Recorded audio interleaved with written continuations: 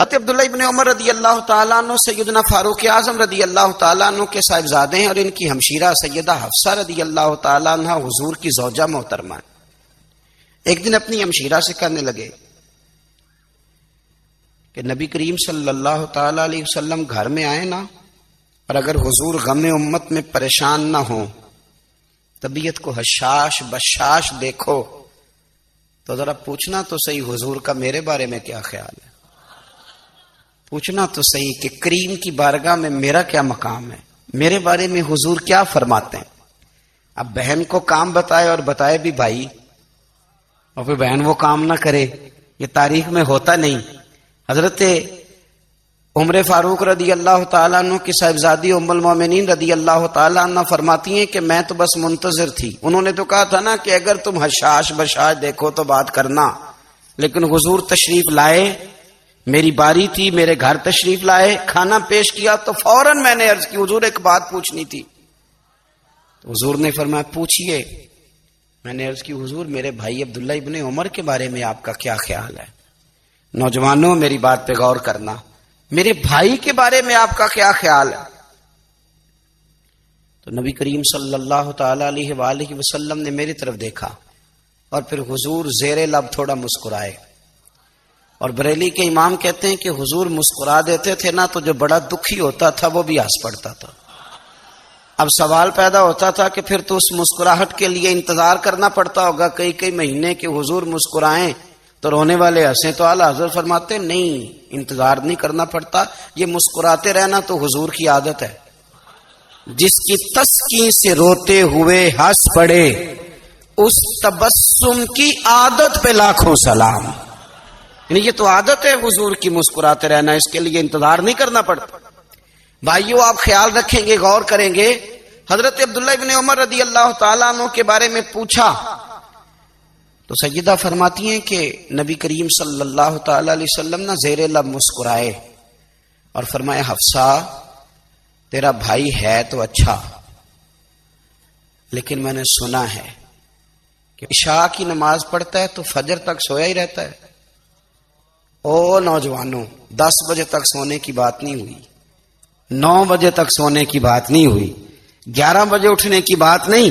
حضور فرمانے لگے میں نے سنا ہے کہ عشاء کی نماز پڑھ کے سو جاتا ہے اور فجر تک سویا ہی رہتا ہے، اسے چاہیے کہ تہجد کے وقت اٹھا کرے، اللہ کی بارگاہ میں حاضر ہوا کرے، آہوزاری کرے، سجدے کرے، عبادت کرے، اٹھتا ہے اور فجر میں جا کے اٹھتا ہے۔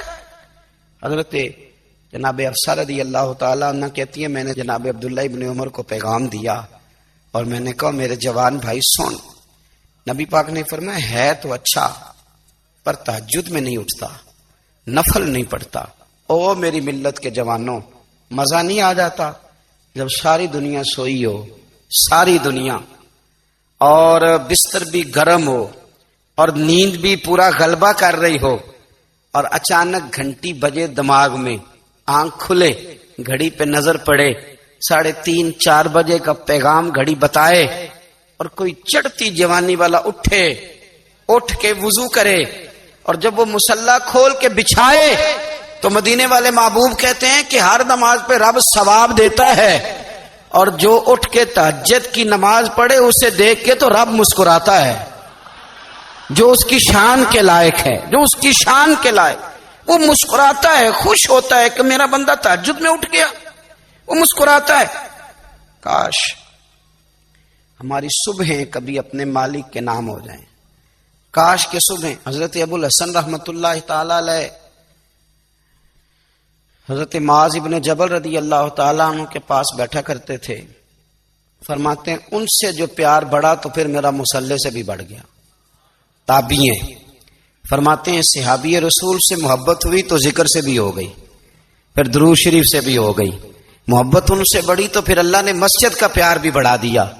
آپ فرماتے ہیں کہ میری ہر وقت طبیعت چاہتی تھی کہ بس اللہ اللہ کروں، بس اللہ اللہ کروں، بس نہ میں ذرا تھوڑی جان چھڑاؤں لوگوں سے، کوئی 10 منٹ ملے تو میں کوئی 4 نفل پڑھ لوں، میں تھوڑا سا نہ بچوں لوگوں سے، اور مجھے تسبیح ملے تو میں نہ کوئی 400-500 دفعہ استغفار پڑھوں، سبحان اللہ، الحمدللہ، اللہ اکبر، لا حول ولا قوت الا باللہ، میں نہ تسبیحات پڑھوں۔ فرماتے ہیں کہ بچے تھے گھر میں 6-7، غربت تھی، کام ملتا کوئی نہیں تھا، اور میں کام چور نہیں تھا، کام ڈھونڈتا تھا، پر اللہ کی قدرت کے کام نہیں ملتا تھا۔ فرماتے ہیں کہ میں نے ایک دن اپنی اہلیہ سے کہا کہ آج میں پھر جاتا ہوں کام ڈھونڈنے، تو میری بیوی بڑی فرما بردار تھی، پر اس دن غربت کے ہاتھوں تنگ آ کے کہنے لگی آج نانا کوئی تو چیز لے کے آیا، تو مجھ سے بچوں کی بھوک نہیں دیکھی جاتی، یہ سب روگاں دا روگ محمد جس دا نام غریبی، کنڈ بلا کے لنگ جاندے نہیں دوست یار قریبی، آج نہ کچھ لے کے آیا تو میں بچے لے کے چلی جاؤں گی۔ شیخ فرماتے ہیں کہ میں بڑا پریشان گھر سے نکلا، پر میں نے صبح سے لے کے زور تک کام ڈھونڈا، کام ملا کوئی نہیں، تو میرے دل میں خیال آیا چلو کام نہیں ملتا تو اللہ اللہ تو کرے نا، چلو بندوں کی مزدوری نہیں ملتی تو رب کریم کی عبادت ہی کرتے ہیں۔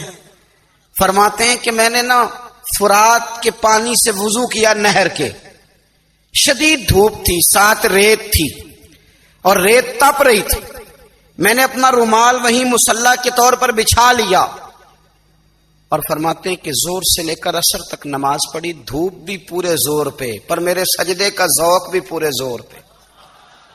فرماتے ہیں سورج بھی چمک رہا ہے اور رب کی عبادت کا ذوق بھی پورے زور پہ، میں سجدہ کروں تو پھر میرا اٹھانے کو جی نہ چاہے۔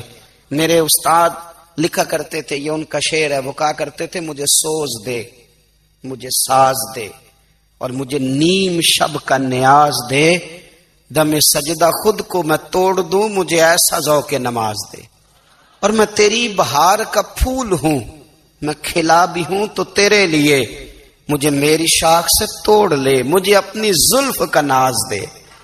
بھائی فرماتے ہیں کہ عصر تک میں نے نفل پڑھے، دل ڈھلنے لگا، عصر کی نماز پڑھی اور میں وہاں سے چلا۔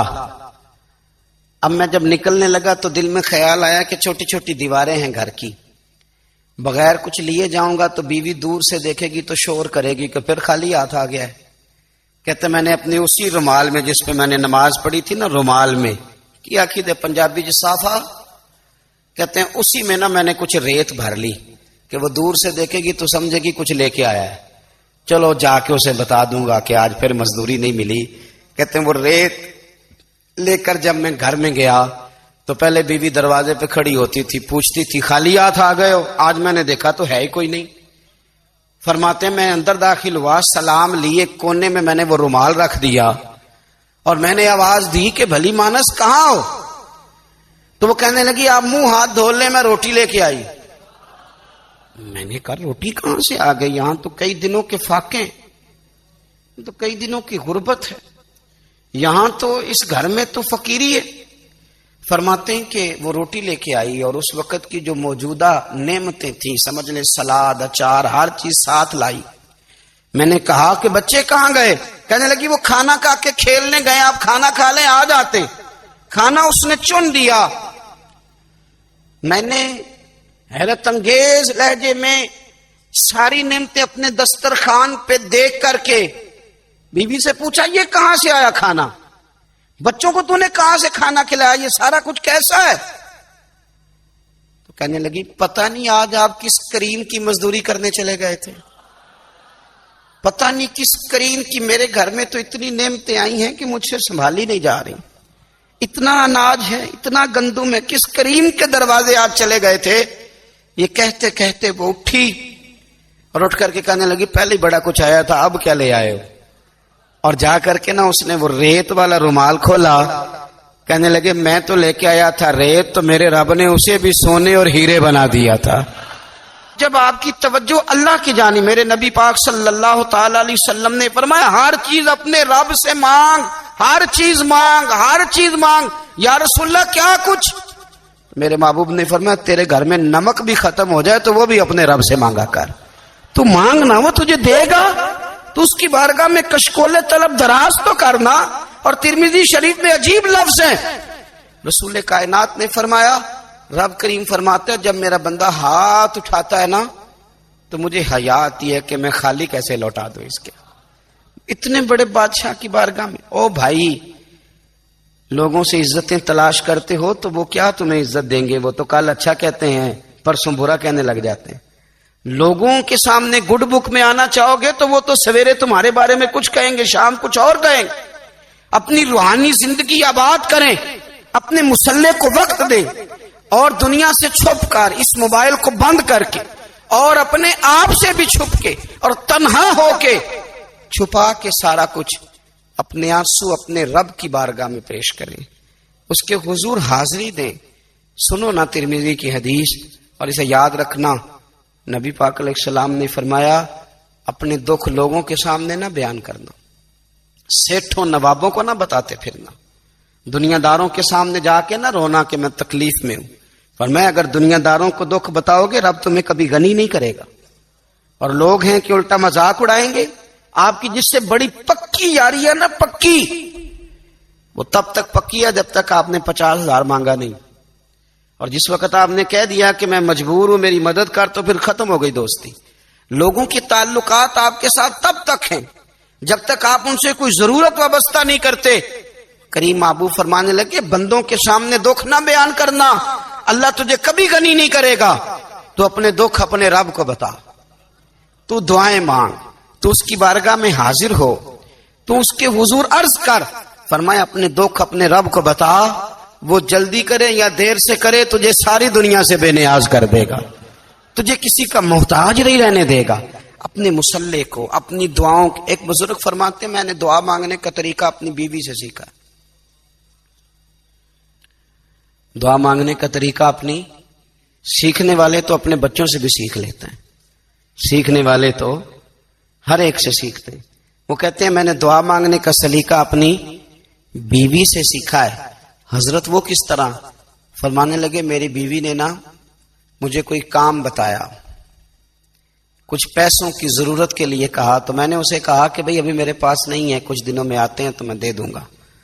عورتوں کی عادت ہوتی ہے وہ بار بار یاد کراتی ہیں، 2-4 دنوں کے بعد پھر اس نے کہا حضرت وہ میں نے کہا تھا کچھ پیسے، میں نے اسے کہا کہ ابھی میرے پاس نہیں ہے، کچھ دنوں میں ملتے ہیں تو میں تمہیں دے دوں گا۔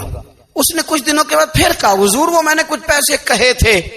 فرماتے میں نے ڈانٹ دیا، میں نے کہا کہ کیا تو روز مجھے شرمندہ کرتی ہے، کہا نا میرے پاس نہیں ہے، ہوں گے تو دے دوں گا، تو روز یاد کراتی ہے۔ فرماتے ہیں اس نے پہلے تو میری ڈانٹ کو سہا، پھر میرے سخت جملوں نے اس کی آنکھوں میں آنسو پیدا کر دیے، پھر اس نے اپنے آنچل میں اپنے اس دکھ کو سمیٹا، اور پھر اس نے ایک جملہ کہا تو میں رو پڑا، اور مجھے اپنے رب سے مانگنے کا طریقہ آ گیا۔ مجھے کہنے لگی حضرت جی آپ نے ڈانٹ دیا، میں نے سہ لیا، پر آپ ہی میرے شوہر ہیں، بتائیں نا آپ سے نہ کہوں تو میں کس سے جا کے کہوں۔ فرماتے ہیں میں رو پڑا، اور میں کھل کے رویا، اور میں تڑپ کے رویا، اور پھر میری سسکیاں بند گئیں۔ تو مجھے کہنے لگی آپ کو کیا ہوا؟ میں نے کہا مجھے بھی دعا مانگنی آ گئی ہے، جب میں اسے کہوں گا نا اللہ تو ہی میرا رب ہے، میں تجھ سے نہ کہوں تو میں کس سے جا کے کہوں؟ میں کیوں کسی بندے سے سوال کروں؟ میں کیوں کسی دنیا دار سے کہوں؟ میں تیرے بندوں کا، نیک بندوں کا وسیلہ لے کے، تیرے محبوب کی غلامی لے کے تیری بارگاہ میں آیا، تجھ سے نہ مانگوں تو کس سے مانگوں؟ سمجھ آ گئی ہے جب میں اس رنگ میں مانگوں گا تو پھر رب میرے اوپر بڑا ہی فضل فرمائے گا، وہ میرے اوپر بڑی رحمت کرے گا، وہ میرے لیے آسانیاں کرے۔ عزیز دوستو ہم اس طرح کرنے لگ گئے ہیں کہ ہم نے نا اپنے تعلقات پر اعتماد کرنا شروع کر دیا ہے۔ میرے تعلقات بہت ہیں، ہم نے اپنی دولت پر اعتماد کرنا شروع کر دیا، میرے پاس دولت بہت ہے۔ ہم نے اپنے علم پر، اپنی شہرت پر اعتماد کرنا شروع کر دیا ہے کہ میرے پاس فلاں چیز بہت ہے۔ یاد رکھنا جب بے نیاز اپنی صفت بے نیازی دکھاتا ہے تو بڑی بڑی دولتوں والے مجبور نظر آتے ہیں۔ بھائیو جب انسان کا رشتہ اپنے مالک کے ساتھ ہوتا ہے پھر تو غم بھی کچھ نہیں کہتے، پریشانیاں بھی کچھ نہیں کہتی، پھر تو زندگی صبر والی، پھر تو زندگی توکل والی، پھر تو زندگی بھروسے والی، پھر انسان اپنے آپ کو رسوا نہیں کرتا، دنیا داروں سے امیدیں اس کی ختم ہو جاتی، امیدیں اللہ رسول سے لگا لیتا ہے، مضبوط ہو جاتا ہے، مضبوط، طاقتور ہو جاتا ہے، خوددار ہو جاتا ہے، باوقار باعزت ہو جاتا ہے۔ حضرت بہلول دانا رحمت اللہ علیہ بیٹھے تھے تو ہارون رشید حج کر کے آ رہا تھا، تو رستے میں حضرت شیخ سے ملاقات ہو گئی تو السلام علیکم کے بعد کہنے لگا حضور کوئی حکم ہو تو بتائیے گا۔ تو حضرت بہلول دنا فرمانے لگے تیرا رب کون ہے؟ اس نے کہا اللہ. تو فرمایا میرا کون ہے؟ کہا اللہ. فرمانے لگے تو بڑا ہی بیوقوف ہے، کیا تو یہ سمجھتا ہے کہ رب ہارون رشید کو تو دے گا اور بہلول دانا کو بھول جائے گا؟ تیرا بھی وہی رب ہے، میرا بھی وہی رب ہے. اس نے اگر تجھے دے کے آزمایا ہے تو ہو سکتا ہے مجھے نہ دے کے آزما رہا ہو. جب اس کی حکمت کے تقاضے ہوں گے تو عطا کرے گا اور دے گا. تو جا اپنا کام کر. بھائی اپنی روحانی زندگی، اپنی عبادات، اپنے وظائف، اپنے روزمرہ کے معاملات، اپنی دعائیں، اپنا استغفار. دیکھو کوئی مشکل کام تو نہیں 2 رکوع ہیں سورہ واقعہ کے، اگر رات کو پڑھ لی جائے تو. میں کس طرح یہ بات بیان کروں کہ تعویذ بانٹنا آسان ہے اور وظیفہ بتانا مشکل ہے. سارا دن تعویذ بانٹیں تو لوگ لینے کو تیار ہیں، اور اگر آپ وظیفہ بتائیں تو کہتے ہیں تو مشکل کام ہے. او خدا کے بندے، اگر آپ کا تعلق قرآن پاک کے ساتھ مضبوط ہو، قرآن پاک کے ساتھ اگر آپ کا رشتہ ہو، لوگ سفارشیں ڈھونڈتے ہیں نا دنیا میں، کوئی تعلق مل جائے تو میرا کام ہو جائے. دنیا میں اتنا مشکل معاملہ ہے، آخرت میں مجھے بتائیے گا کتنا مشکل معاملہ ہوگا. میرے نبی پاک صلی اللہ تعالی علیہ وسلم نے فرمایا جو لوگ سورہ ملک پڑھا کرتے تھے نا، سورہ ملک، یہ سورت ملک قیامت میں ان کی سفارش کرے گی، اور اس طرح کرے گی کہ کہے گی اے اللہ یہاں اس بندے کو جنت میں داخل کر دے یا مجھے قرآن پاک سے علیحدہ کر دے. تو رب فرمائے گا جا اس کا دامن تھام کے اسے جنت تک پہنچایا. آپ بات کو سمجھیں، جب آپ کے تعلقات اپنے معاملات کے ساتھ مضبوط ہوں گے. یہ نبی کریم نے وعدہ کیا ہے کہ تو سورت واقعہ پڑھ تیرے گھر میں فاقہ نہیں آئے گا. حضرت عبداللہ ابن مسعود رضی اللہ تعالیٰ عنہ بیمار تھے تو حضرت عثمان غنی رضی اللہ تعالیٰ عنہ تیمارداری کے لیے تشریف لے گئے اور جا کر کے کہا کہ آپ بڑے بیمار ہیں، آپ کی بیٹیاں زیادہ ہیں، میں چاہتا ہوں کہ خزانے میں سے کچھ مدد کروں. تو سیدنا عبداللہ ابن مسعود رضی اللہ تعالیٰ عنہ اٹھ کے بیٹھ گئے اور کہنے لگے امیر المومنین، اللہ آپ کو میری طرف سے، میری بیٹیوں کی طرف سے بہتر صلہ دے. میری بیٹیوں کو کسی خزانے کی ضرورت نہیں، میں نے انہیں خزانہ دے دیا ہے. کہا جناب آپ نے کون سا خزانہ دیا ہے، میں آپ کے مالی معاملات کو جانتا ہوں. تو فرمانے لگے امیر المومنین، میرے نبی کریم نے فرمایا ہے جو سورت واقعہ پڑھے اسے کبھی فاقہ نہیں آتا. میں نے بیٹیوں کو یاد کرا دی ہے، یہ خزانہ میں نے انہیں دے دیا ہے. وہ سارے والدین سنیں جو بیٹیوں کے لیے پریشان رہتے ہیں. حضرت عبداللہ ابن مسعود نصیحت کر رہے ہیں، فرمانے لگے میں نے سورت واقعہ یاد بھی کرا دی ہے، پڑھنے کی عادت بھی ڈال دی ہے. حضور نے فرمایا ہے جو سورت واقعہ پڑھے اسے فاقہ نہیں آتا.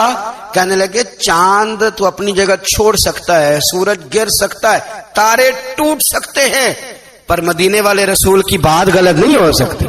حضور نے فرمایا فاقہ نہیں آئے گا تو انشاءاللہ کبھی بھی نہیں آئے گا. کرنے کا کام یہ ہے کہ ہم اپنے معاملات، اپنی عبادات، اپنی دعائیں، کبھی 10 منٹ عادت ہو جائے نا دعا مانگنے کی علیحدہ سے رات کو. حضور نے فرمایا جو فرض نماز کے بعد دعا مانگے اللہ اس کی قبول کر لیتا ہے. نبی پاک صلی اللہ تعالی علیہ وسلم نے فرمایا اللہ مسافر کی دعا قبول فرماتا ہے. حضور نے فرمایا اللہ مظلوم کی دعا قبول فرماتا ہے. حضور نے فرمایا بیمار سے دعا کراؤ اللہ اس کی دعا قبول فرماتا ہے. میرے نبی پاک نے فرمایا ماں باپ جب بھی اولاد کے لیے ہاتھ اٹھائیں، ویسے تے بلے شاہ تو آسمانی اڈ دیا ہی پھڑ دیں، جڑا گھر بیٹھا انہوں پڑھیا ہی نہیں. حضور فرمانے لگے ماں باپ جب بھی اولاد کے لیے دعا فرمائیں اللہ ان کی دعا کو قبول کرتا ہے.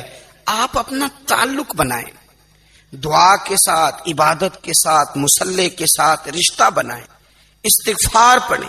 صلاح الدین ایوبی صلیبی جنگوں میں تھے، رات کو مسجد اقصی میں نماز پڑھی تو پریشان تھے. ایک بزرگ سے ملاقات ہوئی تو وہ کہنے لگے کہ آپ بڑے پریشان ہیں. کہنے لگے حضور پریشان اس لیے ہوں کہ پہلے ہی مسلمان کمزور ہے، اب میں نے سنا ہے دشمن کا ایک بحری بیڑا وہ جنگی سامان سے بھرا ہوا آ رہا ہے، تو اب ان کے پاس اور تلواریں اور نیزے آ جائیں گے، مسلمانوں کے پاس پہلے ہی وسائل کی کمی ہے، پریشان ہوں کس طرح کر کے مقابلہ کریں گے. یہ بات کہتے ہی صلاح الدین ایوبی نے بزرگوں سے کہا حضور آپ بھی دعا کرنا، دعا کی بڑی طاقت ہے. میرے نبی پاک نے فرمایا دعا مومن کا ہتھیار ہے، دعا مومن کا، دعا مومن کا. حضور نے فرمایا تقدیر کو سوائے دعا کے کوئی چیز نہیں بدل سکتی. دعا مومن کا ہتھیار ہے، یہ کافر کے پاس کوئی نہیں، یہ ہتھیار ہے مومن کا. اللہ کرے آپ کو سمجھ آئے. پھر سنیں، کئی بار کہہ چکا ہوں یہ ہتھیار ہے. کافر کے مقابلے میں جو تیرے پاس سب سے بڑا ہتھیار ہے وہ دعا ہے. دعائیں کرانی چھوڑ دی، کرنی چھوڑ دی، لینی چھوڑ دی. حضرت سیدنا انس بن مالک رضی اللہ تعالیٰ عنہ فرمایا کرتے تھے، میں نے وہ رنگ دیکھا ہے جب حضور دعا مانگتے تھے اور حضور کی مقدس آنکھوں میں آنسو بھی ساتھ ہی بہا کرتے تھے. میں نے وہ انداز دیکھا ہے. تو صلاح الدین ایوبی بزرگ سے کہنے لگے آپ بھی دعا کیجیے، اور خود رونے لگے اور سر سجدے میں رکھ کے رونے لگے اور عشاء سے لے کر فجر تک روئے، خوب روئے. صبح وہ بزرگ آئے تو صلاح الدین ایوبی کا خوبصورت اور ہنستا ہوا چہرہ دیکھا. کہنے لگے آپ بڑے خوش ہیں، رات تو میں نے بڑے روتے ہوئے دیکھا تھا. تو کہنے لگے حضور وہ جو بحری بیڑا آ رہا تھا نا وہ پانی میں ڈوب گیا ہے، اب وہ نہیں آ رہا، ابھی خبر آئی ہے تو میں بڑا خوش ہوں. بزرگ کہنے لگے اٹھ سینے سے لگ اور سن ایک بات، وہ بحری بیڑا پانی میں نہیں ڈوبا، وہ تیرے آنسوؤں میں ڈوب گیا ہے. وہ جو تو رات رویا ہے نا رب کریم کی بارگاہ میں تو وہ ڈوب گیا ہے. بھائی اپنا مصلی کا، عبادت کا، وظائف کا، اللہ اللہ کا سلسلہ اس کو مضبوط کرے، اپنی دعاؤں کے تعلق کو مضبوط کرے. دعائیں بڑے انقلاب برپا کر دیتی ہیں. ہم تھوڑے تھوڑے نا جب سے خشک ہوئے ہیں نا، خشک، اور میری تو جماعت ہی صوفیاء کی جماعت تھی. ہم تو داتا علی اجمیری کی جماعت سے، ہم تو خواجہ اجمیری کی جماعت سے، ہم تو شیخ احمد فاروق سرہندی کی جماعت سے، ہم تو صوفیاء کی جماعت. ہماری جماعت نے بھی وہ تعلق جو ہمارے بزرگوں نے بنایا تھا. بزرگ اللہ کے قریب کیسے جاتا ہے؟ ہمارے یہاں نا بہت سارے لوگ کہتے ہیں جی نظر ہو گئی تو کام ہو گیا. بھائی جو بخاری مسلم میں طریقہ ہے نا اللہ کا قرب پانے کا وہ تو نفل ہے. نبی کریم علیہ الصلوۃ والسلام نے فرمایا بندہ نفلوں کے ذریعے رب کے قریب جاتا ہے، اور اتنا قریب جاتا ہے کہ پھر اللہ اس کی زبان بن جاتا ہے، اللہ اس کی آنکھیں بن جاتا ہے، کان بن جاتا ہے، ہاتھ اور پیر بن جاتا ہے. تو یہ تو عبادت ہے، یہ تو اللہ کی بارگاہ کی حاضری ہے جو آپ کو اللہ کے قریب کرے گی. تو اپنے نماز کو اہمیت دے کے ادا کریں، نمازیں موبائل بند کر کے ادا کریں. دیکھیں نا کچھ لوگ کہتے ہیں مجھے ٹائم نہیں ملتا نماز کا، تو میں کہتا ہوں یہ آپ نے بڑی جرت کی بات کی ہے. مجھے کو میرا پیر بھائی کہہ دینا میرے پاس ٹائم نہیں آپ کو ملنے کا، تو میں کہتا ہوں آج کے بعد آنا ہی نہ. تو کیا سمجھتا ہے تو بہت بڑا آدمی ہے، تیرے پاس ٹائم نہیں ہے اور ہمیں ملنے کا ٹائم، موج کر. تو آپ نے اللہ رسول کو کہہ دیا ٹائم نہیں. اور عجیب فلسفہ ہے نا، کہا جائے نماز پڑھنے آؤ تو کہتے ہیں کپڑے ٹھیک نہیں، اور کہا جائے کہ آؤ ذرا دعوت پہ چلیں تو کہتے ہیں ایک منٹ ٹھہر میں کپڑے بدل کے آیا. نماز کے لیے کہا تو کہتا ٹھیک نہیں، دعوت کے لیے کہا تو کہتا میں ذرا تیاری کر لوں، یوں جانا مناسب نہیں. یہ معاملہ ٹھیک نہیں. رب تو فرماتا ہے کہ جب تو مسجد میں آ تو زینت اختیار کر کے آ، خوب ذوق سے دعا مانگے، خوب شوق سے نماز پڑھیں، خوب استغفار کا مزاج بنائیں. آپ لوگوں کے بیچ رہ کے سکھ حاصل کرنا چاہتے ہیں، لیکن آپ کو پتہ ہے کئی مہینے غار حرا میں رہنا بھی مدینے والے محبوب کا طریقہ ہے. ہر سال اعتکاف بیٹھنا الگ سے، یہ بھی حضور کا طریقہ ہے. مسجد نبوی کے اندر دروازہ کھلتا تھا نبی کریم کا، پر گھر کے اندر نفل پڑے نبی پاک. اور حضور فرماتے ہیں کچھ نفل نماز گھر میں بھی پڑھا کرو، گھر کو قبرستان نہ بناؤ. ہمارا گھر اللہ کے ذکر سے آباد ہوگا. اگر ہم نماز پڑھیں گے نا، میں جب سنت پڑھنے کے لیے گھر میں کھڑا ہوتا ہوں تو میرا جو 2.5-3 سال کا بیٹا ہے نا، وہ بھی میرے ساتھ نماز پڑھنی شروع کر دے. اسے پتہ کوئی نہیں نماز کیا ہوتی ہے، لیکن وہ بھی نا سجدہ نہ بھی کرنا ہے تو ساتھ لیٹ ضرور جاتا ہے. پتہ چلا بچے لیکچر دینے سے نماز نہیں پڑھتے، نماز شروع کر دیں تو بچے بھی شروع کر دیتے ہیں. ہم جب پریشان ہوتے ہیں تو لیکچر دیتے ہیں، تو لیکچر تو باہر شاید چل جائے، گھر میں کیسے چلے گا؟ گھر میں تو عمل چلے گا. تو میرے عزیز، آج کے اس روحانی اجتماع میں ہمارے دوستوں نے جو محنت کی، ہم نے بار بار اپنی نیت سے پوچھا خدا ہمیں معاف کرے اگر کوئی ذاتی شہرت ہے، کوئی ہمارے ذاتی مفادات ہیں، رب ہمیں ہدایت دے. ہماری یہ خواہش تھی کہ روحانی اجتماع ہمیں تھوڑا سا اللہ اور اس کے رسول کے جانب مائل کرے، کچھ ہمارا رشتہ مصلی کے ساتھ مضبوط کرے.